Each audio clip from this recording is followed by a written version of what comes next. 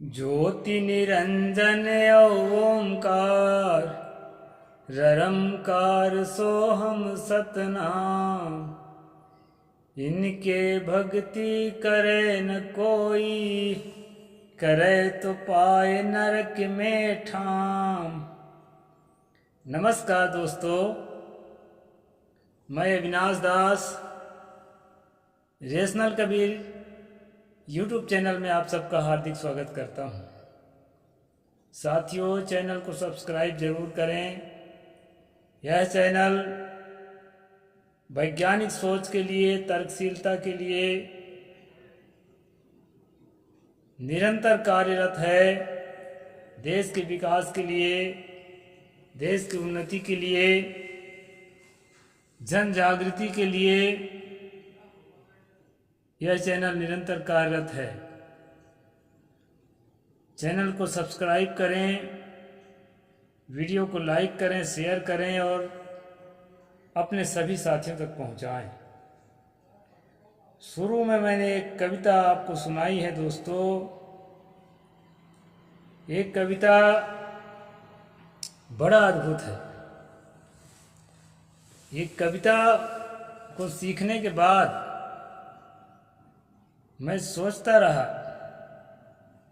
कि इसका कोई उपयोग भी होता है। ज्योति निरंजन ओमकार ररंकार सोहम सतनाम, इसका कोई उपयोग भी होता है कि ये कविता कोई फेक बना दिया है। लेकिन दोस्तों, आज एक बुढ़ा आया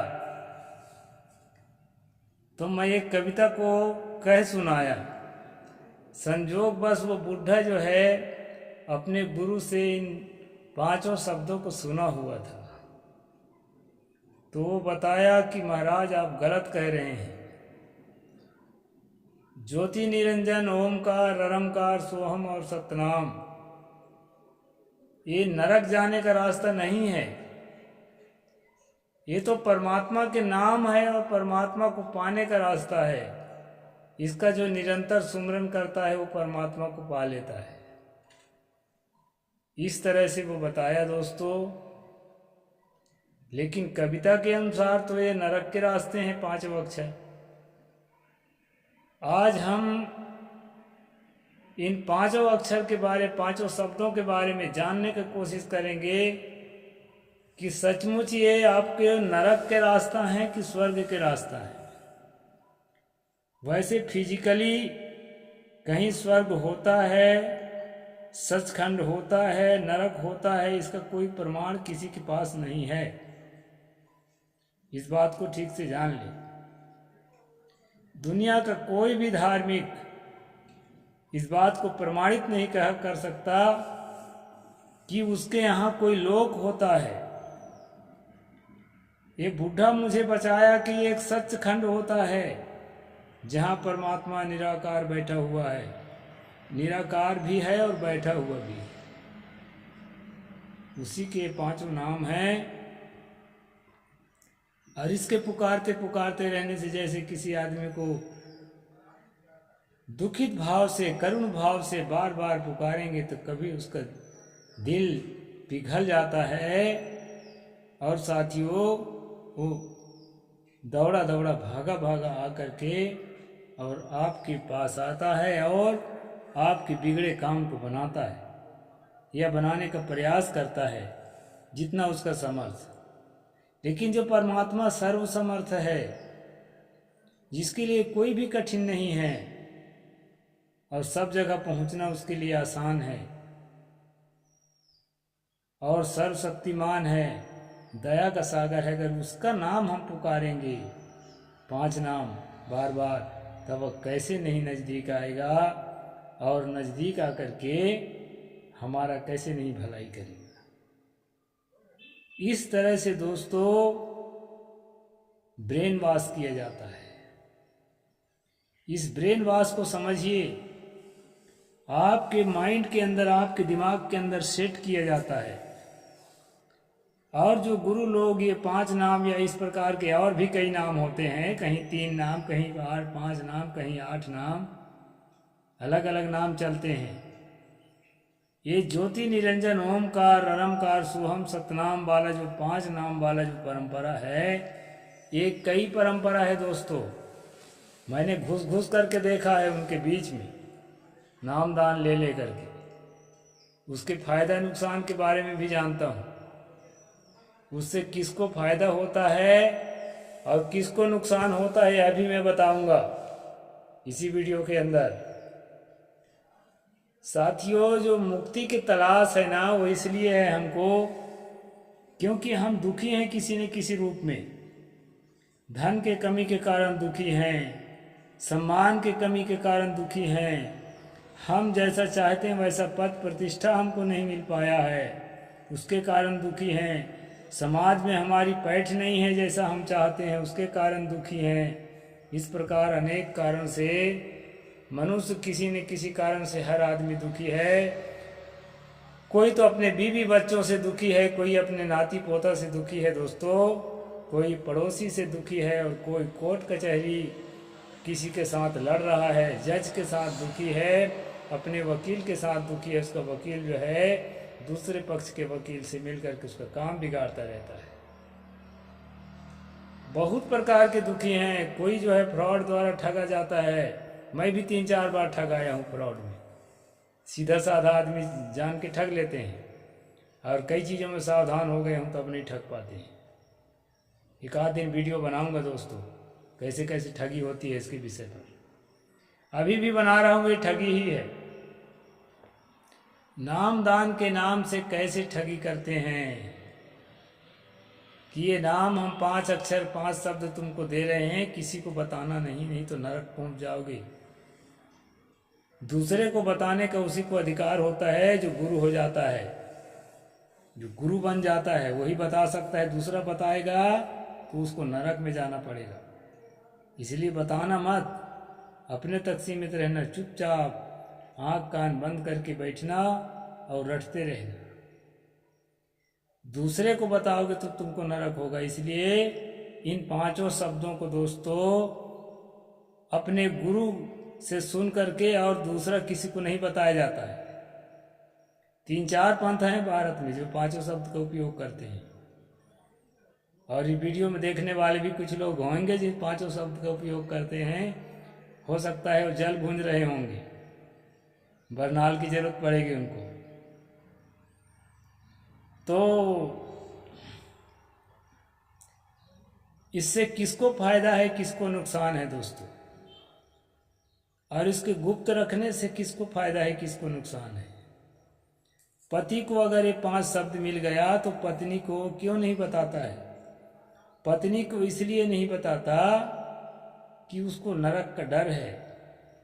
और मना क्यों किया गया है कि मत बताना?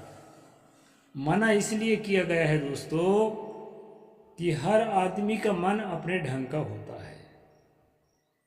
इसको तो हम ब्रेन वॉश कर चुके हैं, लेकिन इसकी पत्नी अगर सुन लेगी नाम तो किस गरज से हमारे पास आएगी। इसका पति अगर सुन लेगा ये नाम इसके मुख से तो किस गरज से हमारे पास आएगी, और हमारे पास नहीं आएगी तो उसको ब्रेन वॉश करके मानसिक गुलाम हम नहीं बना सकेंगे।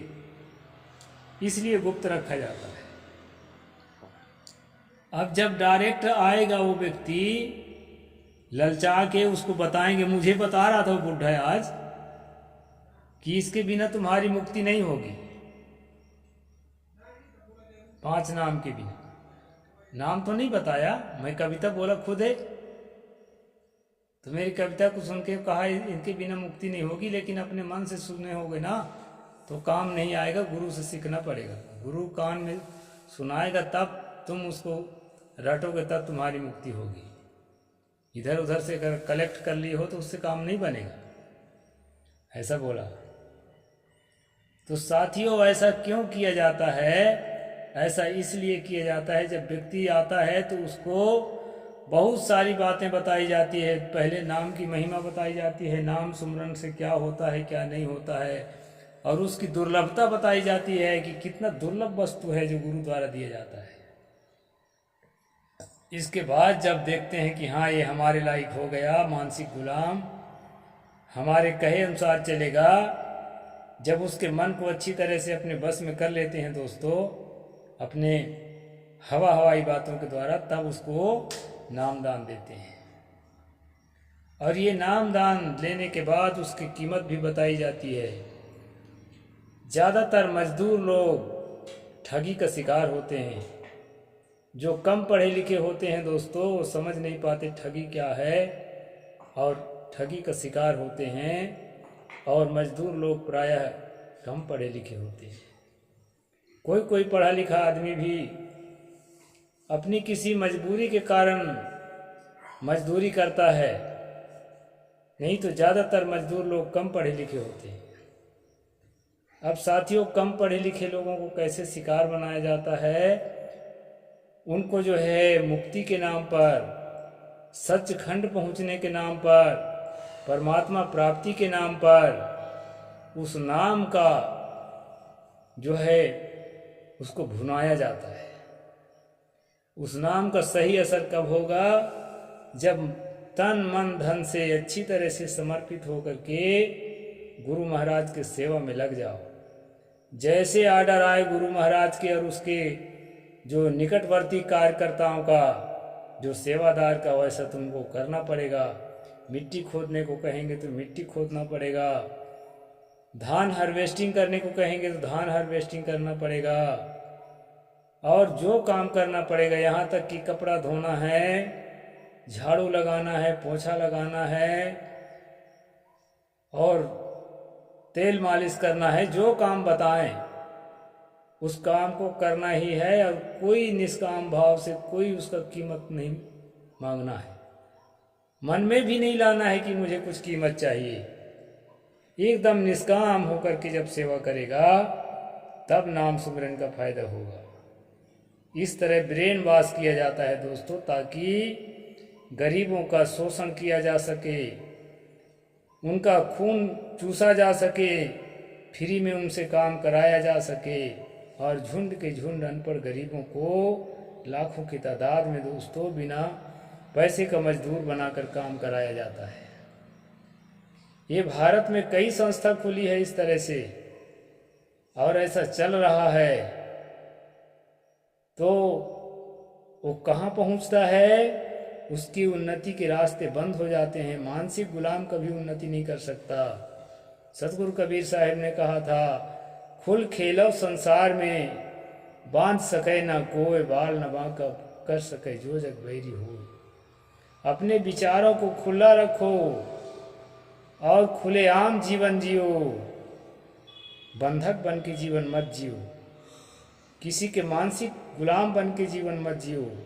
तुम बकरी नहीं हो कि जब बांध दिया जाए तो बंध जाओ, जिधर हाँक दिया जाए तो उधर हाँक दिए जाओ, जिधर लौटाया जाए उधर लौट जाओ। बकरी नहीं हो दोस्तों। सतगुरु ने कहा तुम बकरी नहीं हो, तुम इंसान हो। खुल खेलो संसार में, बांध सके न कोई। किसी के बंधन में, गुरु चेला के नाम से बंधन में मत बंधो। किसी के बंधन में, मालिक और सेवक के नाम से बंधन में मत बंधो। हर आदमी का अपना अस्तित्व है। तथागत बुद्ध ने कहा था, अत दीपो भव, अपना प्रकाशक स्वयं बनो, अपना दीपक स्वयं बनो। तो साथियों, मैं ये कह रहा था कि ज्योति निरंजन, ओमकार, ररमकार, सोहम सतनाम, ये स्वर्ग पहुंचाने के रास्ता है कि नरक पहुंचाने के रास्ता। अगर मैं सही जवाब नहीं दे पा रहा हूं तो आप कमेंट बॉक्स पर जरूर जवाब लिखना। जो अच्छी तरह से मानसिक गुलाम हो जाएगा दोस्तों, मरने के बाद क्या स्वर्ग होता है कि नरक होता है, इसका कोई प्रमाण किसी के पास नहीं है। क्योंकि मर कर के कोई आया नहीं है और बताने के लिए कि मैं वहां तक स्वर्ग देखा हूं कि नरक देखा हूं, और जीते जी कोई गया नहीं है। ये सूत्र तो आप सबको याद है, ये प्रचलित सूत्र है। तो मरने के बाद जो सचखंड होता है, जहाँ निराकार या साकार, कोई कोई पंथ में साकार मानते हैं कि हमारे जैसा आदमी बैठा हुआ है परमात्मा। कोई कोई कहते हैं हवा जैसे है, उसका आकार कोई आकृति नहीं है, लेकिन वो है और सुख दुख देता है। तो वो सचखंड में बैठा हुआ है और कृपा करता है। ये हवाई गप दोस्तों किताबों में है और प्रवचनों में है। प्रत्यक्ष रूप से इस यूनिवर्स के अंदर, इस पूरे ब्रह्मांड के अंदर कहीं भी अभी तक नहीं पाया गया है और ना पाया जाएगा, क्योंकि यह जो है मनुष्य के कल्पना से निकली हुई चीज है। इसके होने का कोई प्रमाण किसी के पास नहीं है। इसलिए दोस्तों इस भूल भुलैया को इसलिए परमात्मा को लोगों के दिमाग में थोपा जाता है। 5 नाम, 4 नाम, 8 नाम, 3 नाम, जो भी जैसा बताता है वो इसलिए बताता है कि आपको मानसिक गुलाम बनाए रखा जा सके, और मानसिक गुलाम किसी काम का नहीं होता है, ना शिक्षा में, ना उन्नति में। संसार तो उसको पूरी रूप से दुख रूपी ही लगने लगता है। काहे की उन्नति करेगा, काहे देश का विकास करेगा, काहे शिक्षित होएगा। वो तो सारा काम छोड़ करके और वो रटेगा जो उसको शब्द दिया जाता है। अब कुछ विवेक विचार नहीं करेगा, इससे हटकर के कुछ होता भी है कि नहीं होता है, इस पर उसका विचार नहीं जाएगा। अब आप स्वयं विचार करिए कि वो जो है स्वर्ग में पहुंचा है कि नरक में पहुंचा है। साथियों, अपने उन्नति के सारे रास्तों को जो व्यक्ति बंद कर लिया या किसी के द्वारा उसके उन्नति के रास्ते बंद कर दिए गए, तो वो नरक में ही पहुंच चुका होता है इसी जीवन में। और साथ साथ उसमें इतनी जड़ता होती है कि इसके खिलाफ अगर कोई बोलता है तो उसके लिए लड़ने को भी वो तैयार हो सकता है। आज इस्लाम में जितना आतंकवाद है उसका कारण सिर्फ यही है कि हम जो मानते हैं, हमें जो धर्म के नाम से बताया गया है वही परम सत्य है, उसको नहीं मानोगे तो मार खाओगे।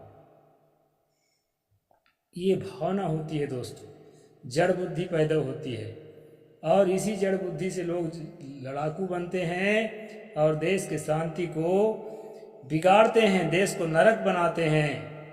इसलिए साथियों, मैं यह वीडियो किसी धार्मिक आदमी के लिए नहीं बना रहा हूँ, यह वीडियो रेशनलिस्ट आदमी के लिए बना रहा हूँ और उसके परिवार के लिए बना रहा हूँ कि वो स्वयं और अपने परिवार को इस तरह से धांधलीबाजों से अपने आप को बचाएं। ये सब नरक के रास्ते हैं। कोई 5 नाम, कोई 4 नाम, कोई हरियम सिरियम किलियम, जो नाम एक कबीरपंथी के भेष में एक बाबा दे रहा है जेल के अंदर से, हरियम सिरियम किलियम और क्या क्या। ये हरियम सिरियम किलियम कुछ नहीं है दोस्तों। ज्योति निरंजन ओमकार अरमकार सोहम सतनाम कुछ नहीं है। ये शब्दों के जोर से, अक्षरों से जोर से बने हुए, अक्षरों के जोर से बने हुए शब्द हैं। जैसे दूसरे शब्द होते हैं ईंट, पत्थर, कुर्सी, कोई भी शब्द होता है उसी प्रकार ये शब्द हैं। इससे किसी परमात्मा या किसी सचखंड या किसी लोकांतर का कोई संबंध नहीं है। श्री कृष्ण ने कहा था, आब्रह्म भुवनाल लोका पुनरावर्तिनो अर्जुन माम उपेत तू कौन्ते पुनर्जन्म न विद्यते। हे कुंती पुत्र अर्जुन, ब्रह्मलोक पर्यंत जितने भी लोकांतर कहे गए हैं ये सब पुनरावर्ती हैं, बनकर मिट जाने वाले हैं। इसलिए जो है अपने आप को माम अर्थात अपने आप को प्राप्त करके ही तुम पुनर्जन्म से बच सकते हो। यानी पुनर्जन्म के ढकोसले से तुम तभी बचोगे जब अपने आप को ठीक से जानोगे। ऐसा जो है गीता में भी कहा गया है। इसलिए कोई लोकांतर नहीं होता, कोई परमात्मा ईश्वर नहीं होता दोस्तों जो आपको सुख दे, आपको दुख दे, या आपका काम बनाए या काम बिगाड़े। इस तरह की चीज़ों से बिन देखे वह देश की बात कहे सो क्रूर, आपो ही खारी खात है बेचत फिरे कपूर। सतगुरु कबीर साहिब ने कहा कि ये लोग खुद नमक खाते हैं और आपको कपूर खिलाने के चक्कर में पड़े हैं। यानी खुद ही संसार में धक्का खा रहे हैं और आपको सचखंड, सत्यलोक और स्वर्गलोक और क्या क्या लोक पहुंचाने के लिए नामदान दे रहे हैं। इस प्रकार से दोस्तों कबीर साहिब ने किसी सचखंड को, किसी सत्यलोक को या किसी ईश्वर परमात्मा को कभी स्वीकार नहीं किया और किसी नामदान को कभी नहीं स्वीकार किया। इसलिए कबीर साहिब के नाम से अगर लोग कहते हैं कि उन्होंने नाम सुमरन करने का रास्ता बताया है तो समझ लो पक्का कबीर द्रोही है और पक्का बदमाश है, चाहे कितनों लाखों करोड़ों के चेलों के बीच में बैठा हुआ गुरु हो, लेकिन है तो बदमाश। तो इस प्रकार दोस्तों 5 नाम की विशेषता मैंने इस वीडियो के माध्यम से आपको बता दिया है, और आप जांच कर लेना। साहेब बंदगी, जय जोहार, जय भीम, जय भारत, नमो बुद्धाय।